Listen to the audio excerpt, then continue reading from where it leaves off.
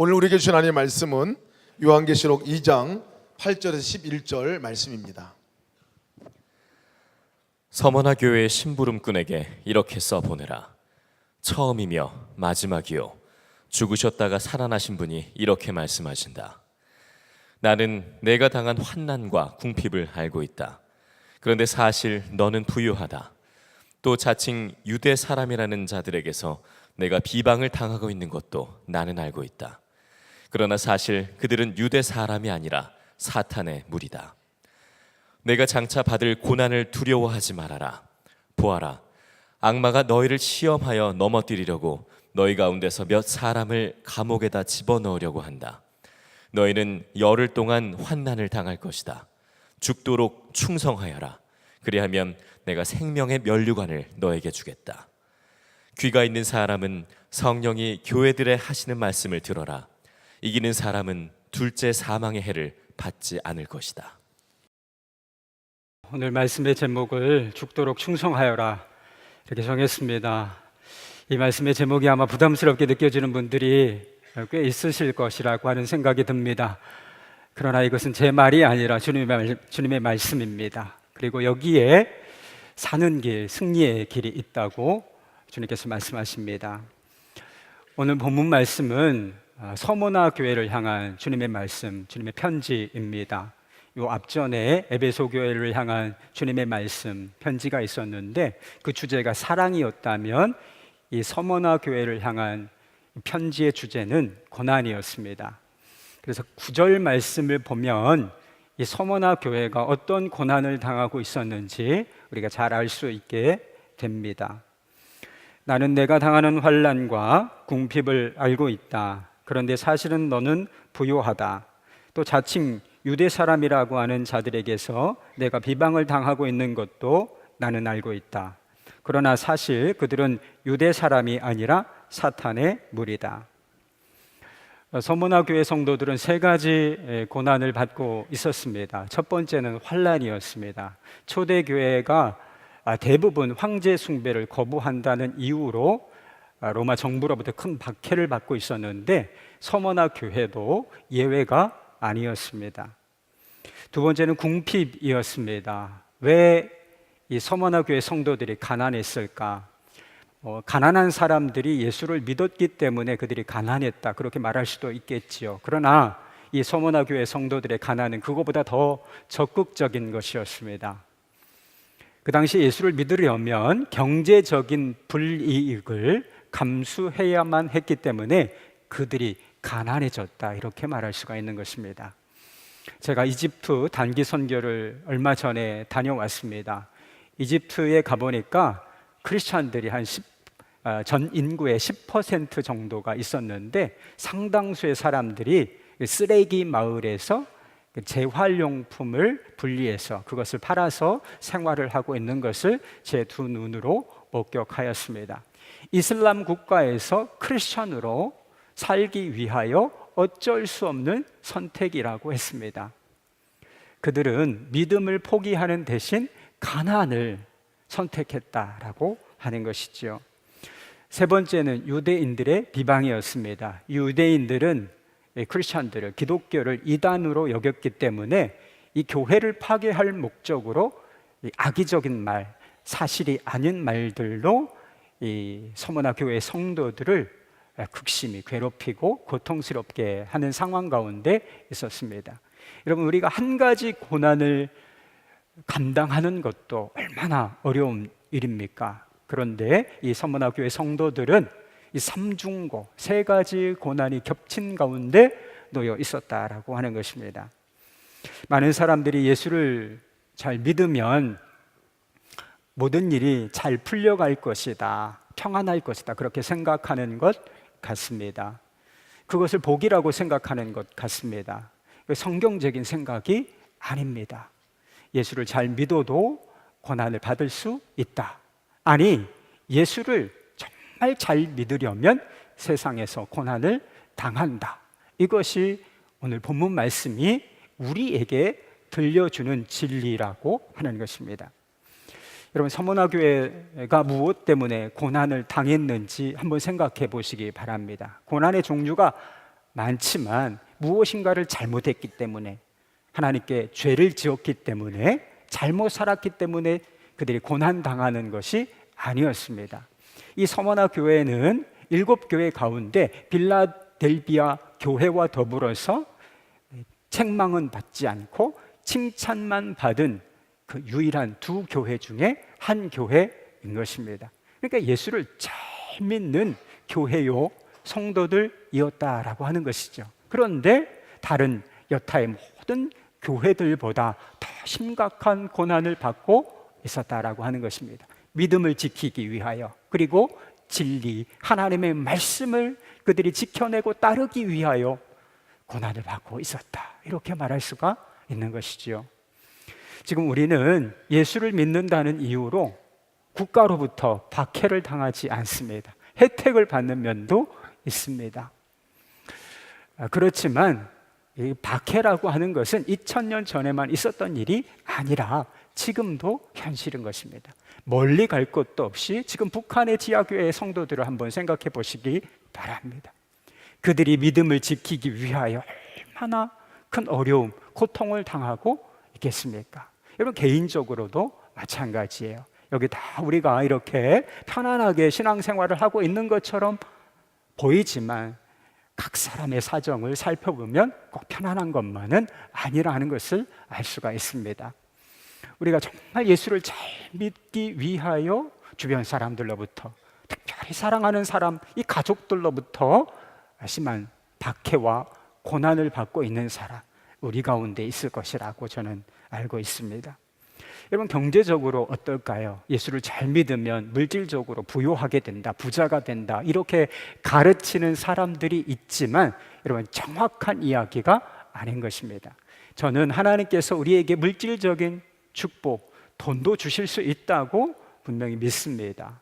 그런데 우리가 그리스도인이 된다는 것이, 예수를 믿는다는 것이 언제나 성공과 부를 보장받는다라고 하는 것을 의미하는 것이 결코 아니라고 하는 사실입니다. 오히려 그리스도인이기 때문에, 그리스도인으로 살아야 하기 때문에 실패와 그리고 손해, 가난을 대가로 치러야 하는 경우도 얼마든지 있다라고 하는 것이죠. 제가 얼마 전에 과거에 출판사를 경영하셨던 분의 이야기를 들은 적이 있습니다. 그분이 출판사를 운영하면서 한 가지 분명 원칙을 정하셨다는 것입니다. 그것은 100% 세금을 제대로 내겠다라고 하는 이런 원칙을 정하셨다는 거예요. 그럼 당연한 일 아니겠습니까? 그 당시에 출판사는 그런데 대부분 30%만 매출액으로 신고하는 것이 그 출판업계의 관행이었다라고 합니다. 그러나 그분의 출판사는 원칙대로 매출액의 100%를 세무서에 신고했습니다. 그때부터 어떤 일이 벌어졌을까요? 출판업계에서 설 자리가 좁아졌습니다. 다른 출판사를 운영하는 사람들이 그 출판사 그리고 대표를 비방하면서 설 자리를 좁아지게 만들었다는 것이죠. 설상가상으로 100% 정확한 세금을 신고했음에도 불구하고 세무서는 이 출판사의 정직, 상을 줘야 될 거 아닙니까? 그런데 이 출판사의 정직을 인정해 주려 하지 않았습니다. 막대한 매출액이 있는데 다른 출판사들처럼 일부만을 신고하고 있는 것이 아닌가라고 하는 이 의혹의 눈초리로 이 출판사를 계속하여 감시했다라고 하는 것이죠. 여러분, 그가 무엇 때문에 이런 어려움을 겪어야 했겠습니까? 그리스도인으로서 100% 정직하게 세금을 내겠다라고 하는 원칙을 지켜 나갔기 때문인 것입니다. 그래서 세상 사람들이 보기에는 불필요한 이 어려움, 고난을 자초했다라고 말할 수가 있는 것이죠. 사도 바울이 감옥에 갇혔을 때 빌립보 교회 성도들에게 이런 말을 한 적이 있습니다. 고난이 우리에게 어떤 의미냐? 빌립보서 1장 29절 말씀이에요. 그리스도를 위하여 너희에게 은혜를 주신 것은 다만 그를 믿을 뿐 아니라 또한 그를 위하여 고난도 받게 하려 하심이라. 여러분, 예수를 믿는다는 것이 얼마나 놀라운 은혜요 특권입니까? 밖에 나가서 여러분 복음을 전해보면 그래서 알 수가 있습니다. 예수 믿는 믿음이 아무에게나 허락되는 것이 아니라고 하는 사실을 너무나 잘 알 수가 있게 되는 거예요. 그런데 이것만 특권이 아니라, 믿음만이 특권이 아니라 그리스도를 위하여 받는 고난도 은혜요 특권이라고 우리에게 말하고 있는 것이지요. 히틀러의 광기를 온몸으로 가로막다가 죽음을 맞이한 사람, 순교한 분이 있어요. 디트리 본회퍼라고 하는 분인데, 그분이 고난의 의미를 이렇게 이야기했던 적이 있습니다. 고난은 참된 기독교인이 달 수 있는 배지다. 제자가 스승보다 나을 수 있겠는가? 제자도란 고난받는 그리스도께 대한 충성을 뜻한다. 따라서 기독교인들이 고난으로 부름받은 것은 전혀 놀랄 일이 못 된다. 여러분, 우리가 세상에서 그리스도인으로 살기 위하여 고난받고 있다면 그것보다 우리의 제자된, 우리가 예수님의 제자고 구원받은 하나님의 백성이라고 하는 사실을 정확하게 드러내주는 것도 없다는 거예요. 왜 그렇습니까? 세상은 진짜만을 핍박하기 때문인 것입니다. 성만화교회 성도들은 믿음을 지키기 위하여 고난받고 있었습니다. 그런데 그들에게 고난만 있었던 것은 아니에요. 고난받고 있는 성도들에게 위로와 격려가 함께 있었다는 사실을 우리가 알 수 있습니다. 제가 언젠가 그런 이야기를 들은 적이 있어요. 사람이 왜 죽는가? 자살하는 사람들이 있잖아요. 사람이 왜 죽는가? 사람은 힘들어서 죽는 게 아니라는 것입니다. 힘들어서 죽는 것이 아니라 위로받지 못해서 죽는다는 것입니다. 아무리 힘들어도 위로와 격려가 있으면 사람 살 수 있다는 거예요. 그 위로와 격려 가운데 고난을 뚫고 지나갈 수 있는, 그 고난을 이겨낼 수 있는 힘이 존재하기 때문인 것입니다. 예수님께서 주신 위로의 메시지는 예수님께서 모든 것을 아신다라고 하는 것이었습니다. 성만화교회 성도들은 사회적으로, 경제적으로 점점 고립되어져 가고 있었습니다. 어떤 사람들은 심지어 사랑하는 가족들로부터 배척을 당하고 있었습니다. 아무도 그들의 사정을 이해해주고 또 돌아보아주고 감싸주는 사람이 없는 것처럼 보였어요. 그런데 예수님께서 모든 것을 아신다, 그렇게 말씀하셨어요. 내가 너희들의 궁핍과 환난을 알고 있다. 우리 중에는 이 말씀이 특별한 감동으로 다가오지 않는 분이 있으실지도 모르겠습니다. 그러나 서머나 교회 성도들이 이 편지를 읽었을 때 어떤 느낌이 들었겠습니까? 내가 다 알고 있다. 너희들의 환난과 궁핍을 다 알고 있다. 두려워하지 말아라. 여러분, 통곡이 쏟아졌을 거예요. 이렇게 우리가 회중 가운데 예배드리고 있을 때 이 말씀이 낭독되었다면 여러분, 울음바다가 됐을 거예요. 교회 바닥이 다 눈물로 젖었을 겁니다. 우리가 고난 가운데 있을 때 주님께서는 그 상황을 적극적으로 바꿔주시지 않을지도 모릅니다. 한동안 인내가 필요한 상황을 허락해 주실 수가 있어요. 그러나 한 가지 분명한 사실은 무엇인가? 주님께서 우리의 사정을 다 알고 계시고 우리의 마음까지 다 알고 계시다라고 하는 것입니다. 그리고 우리를 불쌍히 여겨주신다는 것, 마치 자신이 고난당하고 있는 것처럼 우리를 불쌍히 여겨주신다. 여러분, 이 사실을 선명하게 드러내 보여주신 것이 바로 우리 주님의 십자가인 것입니다. 내가 고통당하는 너희와 함께 있다. 내가 너희를 결코 떠나지 않을 것이다. 이 사실을 보여주는 것이 무엇이라 하는 것입니까? 바로 우리 주님의 십자가인 것입니다.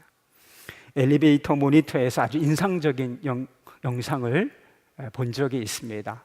The First Voice, 구경선 작가라고 하는 분의 미니 다큐멘터리였습니다. 그냥 2살 때부터 소리를 듣지 못하는 청각장애를 가지고 있었습니다.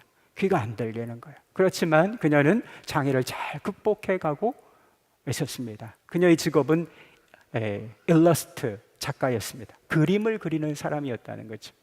근데 이 사람이 맨이라고 하는 캐릭터를 그렸는데 이것이 사람들에게 많이 알려지면서 또 돈도 많이 벌게 되었다고 합니다. 그런데 다니던 직장이 어려워지게 되었어요. 그리고 결국은 직장을 잃어버리게 되었고 경제적인 위기가 찾아오게 되었습니다. 그러나 그녀의 고난은 거기에서 그치지 않았습니다. 2013년에 망막색소 변성증이라고 하는 질병의 진단을 받게 됩니다. 그러니까 시야가 점점 이렇게 좁아지다가 결국에는 실명에 이르게 되는 그런 질병인 것입니다. 청각장애의 경제적인 어려움에 그리고 이제는 빛을 잃어버리는 눈이 멀게 되는 장애까지 그녀는 말 그대로 삼중고를 겪고 있었습니다. 그녀는 마치 자신이 구멍이 뻥뻥 뚫어진 그릇처럼 느껴졌다라고 합니다. 하나님께서 나를 만드신 것은 실수 아닌가? 하나님은 왜 나를 만드셨을까? 왜 하필 나인가? 이 질문에 대한 대답을 찾고 싶어서 하나님을 찾았습니다. 이렇게 집회에 참여해서 사람들이 찬양하는 모습을 바라보고 있는데 다른 사람 다 행복해 보이고 너무나 기뻐 보였는데 자신만 너무 안 돼 보이고 슬프게 느껴졌다는 거예요. 그래서 덜썩 주저앉아서 그냥 찬양하지 않고 가만히 앉아 있었다는 것입니다. 그런데 내가 너무나 힘드니까 하나님을 찬양하지 않는 자신의 모습을 보면서 하나님께 왠지 미안한 마음이 들었다는 거예요. 그래서 그 미안한 마음을 하나님께 그대로 그냥 올려드렸습니다. 하나님 미안해요. 그런데 그 순간 하나님의 음성이 The first voice, 첫 번째 음성이 그녀에게 들려졌어요. 다 안다. 너의 고통과 슬픔을 내가 다 알고 있다. 아주 짧은 음성이었지만 이 소리는 그녀의 삶을 완전히 바꾸어 놓았습니다. 고난에 대처할 수 있는 이제 용기가 생기기 시작했어요. 그래서 이제 맹인이 될 준비를 이제 해야 되겠다 이런 마음을 갖게 됐다는 것입니다. 그리고 이런 용기는 그녀를 더 넓은 세계로 이끌었습니다. 그림을 그리는 사람이니까 미술 선교를 통하여 어려운 지역에 사는 아이들에게 도움을 주는 그런 선교를 시작하게 된 것이었습니다. 그녀는 처음에 하나님께서 자신을 잘못 만들었다고, 나는 하나님의 실수라고 생각했다는 겁니다. 그런데 이제는 그가 그렇게 고백할 수 있게 되었다고 하는 것입니다. 하나님께서는 나를 최고의 작품으로 만들어가고 계십니다. 할렐루야. 주님은 고난당하는 우리의 사정을 잘 아실 뿐만 아니라 우리의 본질에 관해서도 잘 알고 계신다는 것입니다. 여러분, 서머나 교회는 궁핍, 가난한 교회였습니다. 그런데 그 사람들을 향하여 우리 예수님께서 뭐라고 말씀하세요? 너희 부자야, 너는 부요하다, 이렇게 말씀해 주셨습니다. 여러분, 세상 사람들은 서머나 교회 성도들을 비웃었을지 모릅니다. 우리 중에도 그런 비웃음을 당하는 사람들이 혹시 있을지 몰라요. 예수 믿은 결과가 그거냐? 겨우 고작 그거야. 너희가 믿는 신에게 그토록 충성을 바친 대가가 결국 고작 가난이란 말이냐? 바보 같은 놈들. 이렇게 비웃었을지 모릅니다. 물론 예수님께서도 그들이 가난하다, 경제적으로 가난하다 하는 사실을 너무나 잘 알고 계셨습니다. 그러나 예수님께서 주목하여 보신 것은 그들의 영적인 상태였습니다. 핍박 가운데서도 변절하지 않는 믿음, 가난을 대가로 치르는 이 믿음을 보석같이 보셨다는 거예요.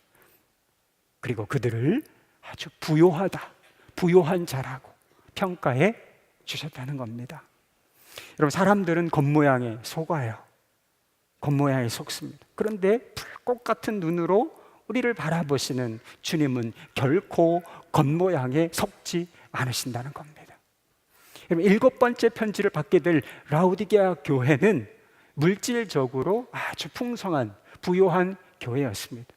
얼마나 부자였느냐 하면 스스로 생각하기에도 우리는 부요하여 부족한 것이 없다라고 생각할 정도로 부자였다는 거예요. 그런데 예수님께서는 그들을 향하여 너희 너무나 가난하다, 너희는 헐벗었다, 너희는 눈멀었다, 그렇게 혹독하게 책망하신 것을 보게 됩니다. 그들의 영적인 상태가, 그들의 본질이 너무나 어리석고 가난한 상태에 있었다라고 하는 것입니다.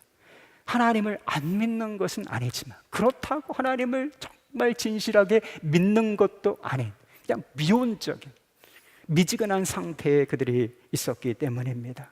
많은 사람들이 경제적인 가난을 두려워하는 것 같습니다. 그러나 정말 우리가 두려워해야 할 것은 이런 경제적인 가난이 아니라 영적인 가난인 것입니다. 하나님과 멀리 떨어져서 우리의 영혼은 정말 바싹 말라가는데, 말라 비틀어져 가는데 배만 두드리고 있는 것입니다. 여러분, 경제적인 부요함 때문에 우리가 하나님과 멀리 떨어지게 된다면 차라리 여러분 가난한 것이 낫습니다. 우리가 세상적인 안락함 때문에 우리가 하나님과 멀리 떨어져 있게 된다면 차라리 고난받는 것이 낫다는 거예요.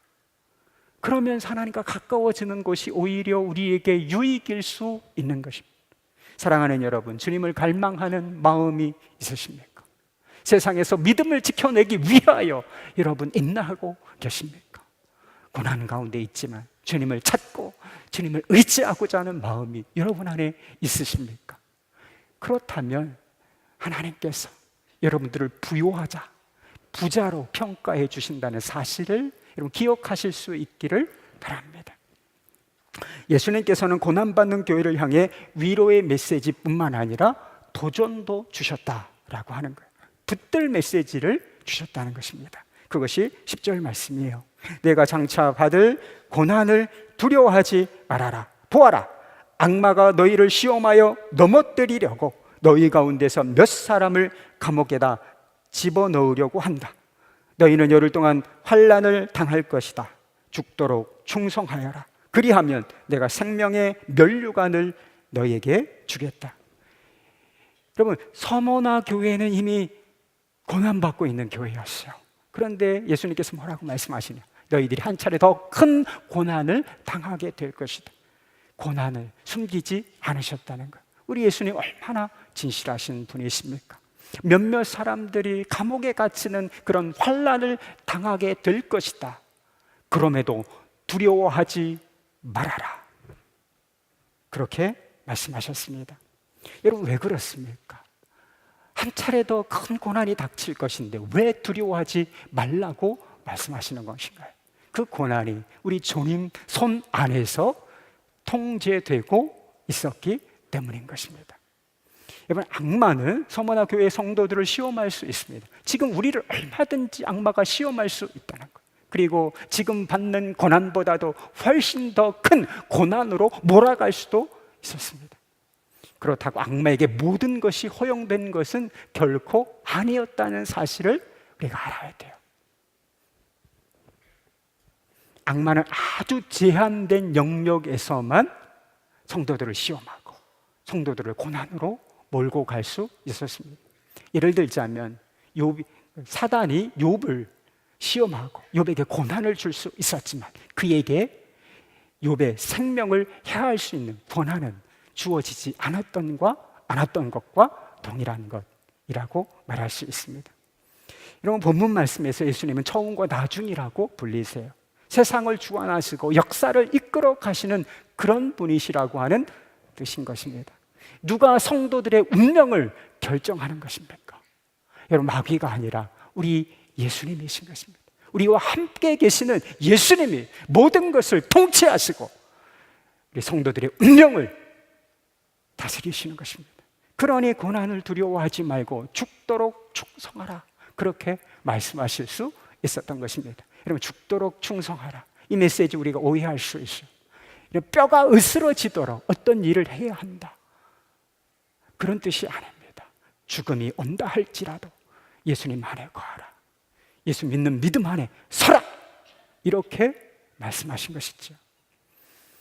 여러분, 두려움은 되게 모른다는 것에서부터 찾아오는 것입니다. 첫째는 고난이 왜 찾아오는지 알지 못하기 때문이고, 두 번째는 고난이 언제 끝날지 알지 못하기 때문에 우리가 고난에 대하여 두려움을 느끼게 되는 것입니다.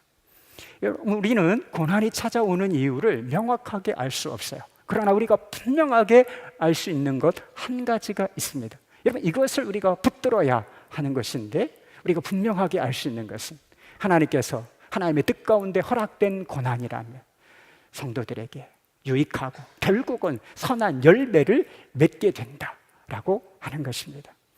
윌리엄 카우퍼라고 하는 분이 하나님의 신비의 손길로 일하신다, 이런 글을 쓰셨는데 일부분을 제가 읽어드리도록 하겠습니다. 오 두려워하는 신도여, 용기를 내라. 그토록 두려운 구름들이 은혜로 가득하여서 너희 머리 위에 축복으로 부서질 것이다. 미약한 지각으로 주님을 판단하지 말고 은혜의 하나님을 신뢰하라. 그분은 고난의 섭리 뒤에 웃는 얼굴로 숨어 계신다. 그분의 뜻이 속히 무르익어서 매 시간 열리고 봉우리는 쓸지라도 꽃들은 달콤하리라. 이런 고난에 쓴 봉우리를 통하여 달콤한 꽃을 피워내는 것이 우리 주님의 신비한 능력인 것입니다. 그러니 용기를 내라는 것이죠. 실패다, 절망이다, 끝이다, 이렇게 섣부르게 판단하지 말고 은혜의 하나님을 신뢰하라라고 우리 주님께서 이 시에서 말하고 있는 것입니다. 그럼 고난은 언제 끝날 것인가? 예수님께서 고난을 예고하시면서 너희는 열흘 동안 환난을 받게 될 것이다 라고 말씀하셨어요. 열흘이라고 하는 것은 문자 그대로 열흘을 말하는 것이 아니라 짧은 기간을 말하는 것입니다. 그러니까 고난에 정해진 일정 기간이 있다라고 우리 주님께서 말씀하시는 것이죠. 여러분, 마라톤은 인간의 한계를 넘나드는 그런 운동이라는 이야기가 있습니다. 42.195km를 거의 전속력으로 달리다 보면 고강도 훈련을 받은 이 육상 선수, 마라톤 선수들도 심장이 터질 것 같은 그런 고통을 느낀다는 겁니다. 그런데 심장이 터져 나갈 것 같은 그런 고통을 느끼면서도 경주를 포기하는 선수는 거의 없습니다. 이유는 간단합니다. 마라톤 코스에 끝이 있다는 사실을 다 알고 있기 때문인 것이죠.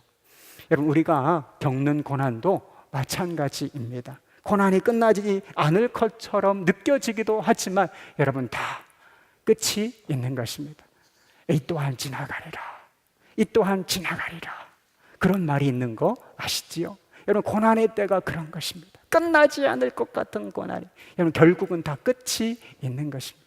하나님의 관점에서 보면 다 결국 짧게 지나가는 것들인 것입니다. 그리고 그 고난의 끝에는 하나님께서 계획하신 영광스러운 아름다운 열매가 기다리고 있습니다. 마라톤 우승자에게 월계관이 주어지는 것처럼 인내로 믿음을 지킨 사람들에게 생명의 면류관이 예비되어 있다라고 하는 것입니다. 여러분, 국화협회사라고 하는 시 누가 썼죠? 서종주라고 하는 시인이 썼습니다. 한 송이 국화꽃을 피우기 위하여 봄부터 서쪽 새는 그렇게 울었나 보다. 교과서에도 있었던 것으로 기억합니다. 문학계에 공헌도 했지만 이 서종주 시인을 존경하는 사람 거의 없습니다. 일제강점기에 친일 전력이 있기 때문이에요. 그래서 어떤 사람이 해방 후에 이 선생에게 물었다 그래요. 왜 그때 친일을 하셨습니까? 안타까운 마음으로 이렇게 물었을 때 그가 그런 대답을 했다고 합니다. 일본이 그렇게 빨리 쉽게 망할 줄을 내가 몰랐다. 여러분, 세상을 멀리 내다보지 못하고 살았다는 이야기 아니겠습니까? 그가 만약에 5년 후에 혹은 10년 후에 일본이 망할 것이라고 하는 사실을 알고 있었다면 여러분, 일본을 찬양하는 시를 썼겠습니까? 아니요. 어떤 압력에도 굴복하지 않고 어떤 고난이 온다고 할지라도 이런 고난을 견뎌냈을 것입니다. 여러분, 서머나 교회를 무섭게 박해하던 로마 제국도 영원할 것 같았지만 결국 망했습니다. 여러분, 우리를 압박하는 세상 권세가 아무리 기세등등하다 할지라도 결론은 뭡니까? 결국은 언젠가는 망한다는 거예요. 교회와 성도들이 너무나 연약한 것처럼 보이지만 여러분, 제가 얼마나 연약합니까? 여러분이 얼마나 연약해요. 그렇지만 결국은 교회가 이긴다. 여러분, 이것이 우리 주님께서 우리에게 주시고자 하는 메시지예요. 이런 믿음을 지키며 고난을 받는 것이 세상과 타협하며 편안하게 사는 것보다 낫습니다. 세상은 잠깐이고 하나님 나라의 영광은 영원하기 때문인 것입니다. 우리가 이 땅에 살지만 그 영광을 주목하며 바라보고 살아야 하는 것이죠. 그럼 마틴 루터 킹 목사님은 흑인 민권 운동에 앞장섰던 분입니다. 민권 운동하면서 얼마나 많은 고통과 저항을 겪었겠습니까? 그러나 그는 수없는 고난과 핍박에도 타협하지 않았습니다. 1968년 4월 3일 메이슨 교회에서 마지막 설교를 하고 그 다음 날 암살당해요. 그런데 설교의 내용이 이렇습니다. 설교가 이렇게 맞춰집니다. 우리 앞에는 힘겨운 날들이 놓여 있습니다. 그러나 지금 내게 그것은 중요하지 않습니다. 나는 산꼭대기에 가봤기 때문입니다. 나는 개의치 않습니다. 모든 사람들처럼 나도 오래 살고 싶습니다. 오래 사는 것은 좋은 일입니다. 그러나 지금 나는 거기에 관심이 없습니다. 다만 하나님의 뜻을 행하고 싶을 뿐입니다. 그분은 나를 산꼭대기까지 오르게 해주셨습니다. 나는 건너다 봤습니다. 약속의 땅을 봤습니다. 그래서 오늘 밤 나는 기쁩니다. 아무 걱정이 없습니다. 누구도 두렵지 않습니다. 내 눈은 주님이 임하시는 영광을 보았습니다. 고난이 온다 할지라도 하나님의 뜻을 행할 이 힘이 어디서 온 것입니까? 주님이 임하시는 영광을 보았기 때문인 것입니다. 제가 몇 달 전에 지방에 있는 한 교회로 가야 할 것인지 분별을 해야 하는 그런 시간이 있었습니다. 좋은 위치에 번듯한 건물이 있었지만 성도들은 거의 없었고 그 빚이 많은 그런 교회였습니다. 그리고 기회도 있었지만 상당한 어려움도 예상되는 그런 곳이었습니다. 그런데 제가 크게 고민하지 않고 그 교회로 가겠다라고 결정한 이유가 있었습니다. 제가 어려운 상황이 있는 교회를 일으켜낼 자신감이 있었기 때문일까? 아니요, 여러분. 저는 그렇게 어려운 교회를 반듯하게 세워낼 수 있는 그릇이 못 됩니다. 여러분도 알고 저도 알아요. 그럼에도 제가 그렇게 결정할 수 있었던 것은 담임 목사님에 대한 신뢰가 있었기 때문입니다. 담임 목사님께서 충분히 고민하고 제게 제안하신 것이라면 결국 제게 좋은 일 아니겠는가, 이런 판단이 제 안에 있었기 때문입니다.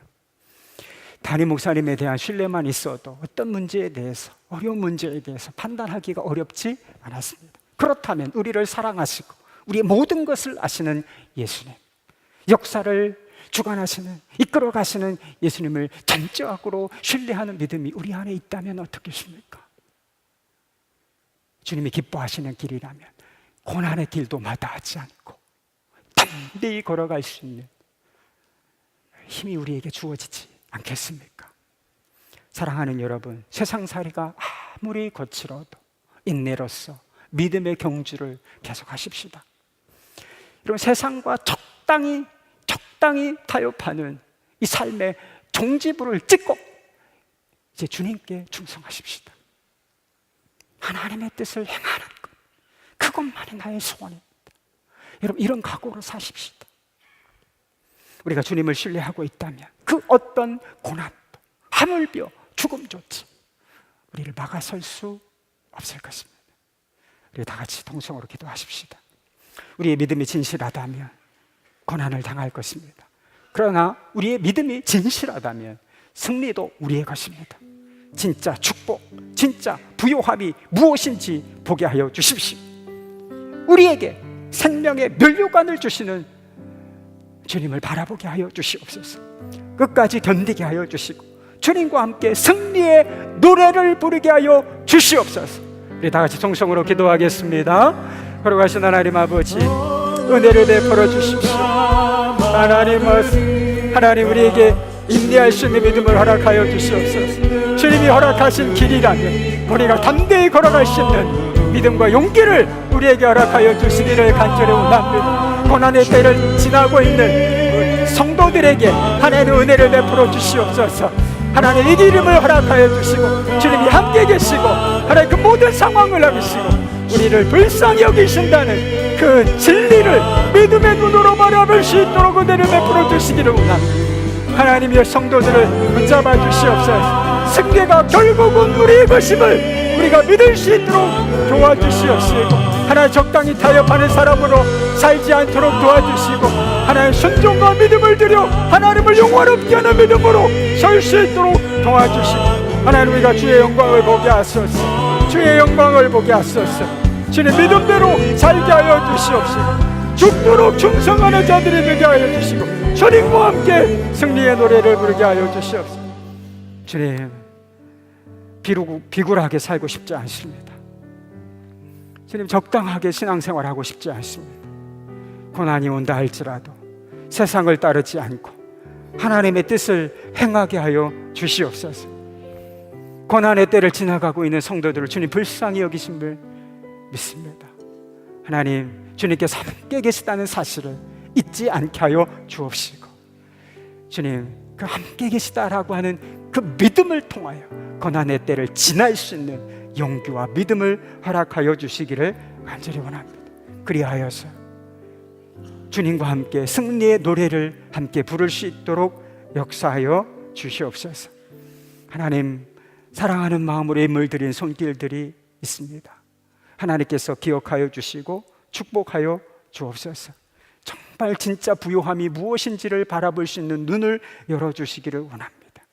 하나님 한국교회를 주님께서 속히 정결하게 하여 주옵시고 세상에서 거룩한 하나님의 백성들로 살아갈 수 있도록 역사해 주시고 성도들 때문에 세상에 소망을 가질 수 있도록 축복하여 주옵소서. 하나님 북한 땅을 주님께서 긍휼히 여겨주시고 그 땅에 참된 평화가 오게 하여 주시고 하나님 회복의 역사가 있게 하여 주시고 인내로서 믿음을 지키는 성도들을 주님께서 붙잡아 주시고 믿음의 승리 그 영광을 보게 하여 주시옵소서.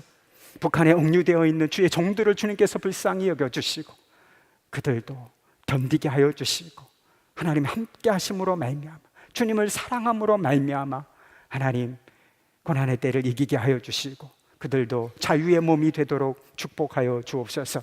열방에 나아가 선교하는 선교사님들을 하나님 성령으로 충만하고 또 은혜로 충만하게 채워주시고 하나님 저들이 담대히 주의 복음을 전할 수 있도록 도와주시고 저들을 통하여 하나님의 복음이 놀랍게 확장되어질 수 있도록 역사하여 주옵소서. 우리를 사랑하신 예수 그리스도의 이름으로 기도합니다. 네, 우리 다 같이 일어나서 우리 찬송 부르시고 봉헌하시겠습니다.